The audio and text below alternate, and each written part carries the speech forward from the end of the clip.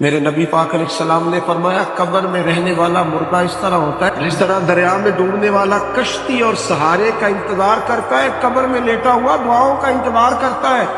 وہ وہاں لیٹا انتظار کرتا ہے کہ میرا بھائی میرے لیے دعا کرے، وہ انتظار کرتا ہے کہ میرا بیٹا میرے لیے دعا کرے، وہ انتظار کرتا ہے کہ میری بیٹی میرے لیے دعا کرے۔ دعا وہ قیمتی تحفہ ہے جس وقت قبروں میں جانے والے بھی انتظار کر رہے ہیں۔ کوئی دعا کرے، کوئی دوست دعا کر دے۔ اگر کسی کے بچے لیٹے ہیں تو وہ ماں باپ کی دعاؤں کے منتظر ہیں، دوست لیٹے ہیں تو دوستوں کی دعاؤں کے منتظر ہیں۔ اور میرے نبی کریم علیہ السلام نے فرمایا جب تم دعا کرتے ہو اس طرح دریا میں ڈوبنے والے کے ہاتھ سہارا آئے تو اسے خوشی ہوتی ہے، قبر والے کے پاس دعا پہنچتی ہے تو اسے خوشی ہوتی ہے، ان کے لیے دعائیں کریں۔ میرے نبی پاک علیہ السلام نے فرمایا میری امت قبروں میں گناہگار جائے گی، نکلے گی تو نیکوکار